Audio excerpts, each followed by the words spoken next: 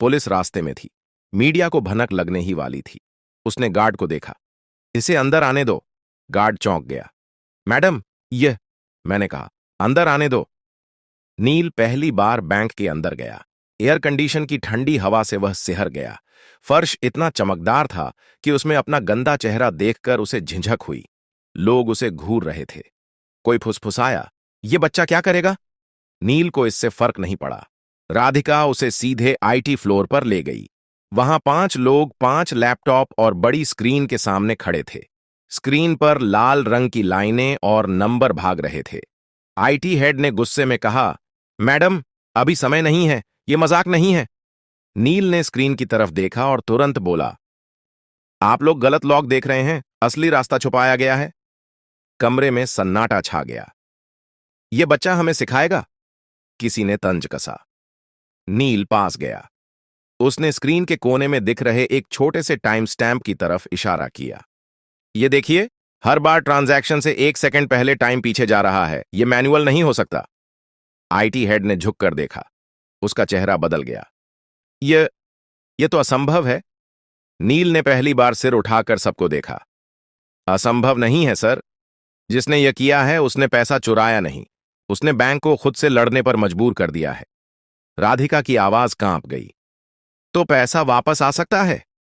नील ने हल्की सांस ली। आ सकता है, लेकिन अगर देर हुई तो नहीं। घड़ी की टिक टिक तेज लगने लगी और उसी पल नील ने कहा, मुझे एक कंप्यूटर चाहिए। इंटरनेट नहीं, सिर्फ लोकल एक्सेस। कमरे में कोई बोला नहीं। पहली बार बैंक के सबसे बड़े संकट में सबकी नजरें एक कूड़ा बिनने वाले लड़के पर टिकी थीं। और नील जानता था, अब पीछे हटने का कोई रास्ता नहीं है।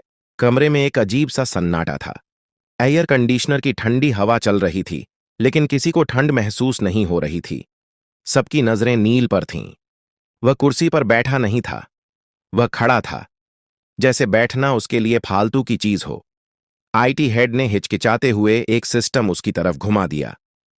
यह लोकल मशीन है, नेटवर्क से कटी हुई। अगर कुछ गलत हुआ तो भी फर्क नहीं पड़ेगा, नील ने बीच में कहा। जो नुकसान होना था वो हो चुका है। उसने कीबोर्ड को ऐसे छुआ जैसे कोई पुराना दोस्त हो। उंगलियां गंदी थीं, लेकिन चलने में झिझक नहीं थी। स्क्रीन पर एक काली विंडो खुली। राधिका ने घड़ी देखी। नील, हमारे पास ज्यादा समय नहीं है। नील ने सिर हिलाया। मुझे पता है। उसने टाइप करना शुरू किया। कोई तेजी नहीं, कोई दिखावा नहीं। हर कमांड सोचकर, जैसे वह पहले ही यह सब कर चुका हो। आईटी टीम स्क्रीन पर उभरते टेक्स्ट को पढ़ने की कोशिश कर रही थी, लेकिन वह उनकी समझ से बाहर था। एक इंजीनियर ने धीरे से कहा, यह तो सिस्टम के अंदर का रास्ता है, यह एक्सेस हमारे पास भी नहीं है। नील बोला नहीं। उसने अगली लाइन डाली। अचानक स्क्रीन पर एक मैप खुला। यह किसी बैंक अकाउंट का नहीं था, यह डेटा के बहाव का नक्शा था। तीर, घुमाव, बंद रास्ते। नील ने एक जगह उंगली रखी। यहीं फंसा है पैसा। लेकिन यहां तो कोई अकाउंट ही नहीं है, आईटी हेड ने कहा। नील ने उसकी तरफ देखा। क्योंकि यह अकाउंट नहीं है, यह एक खाली कमरा है। सिस्टम ने खुद बनाया है। राधिका की आंखें फैल गईं। सिस्टम ने? हां, नील बोला।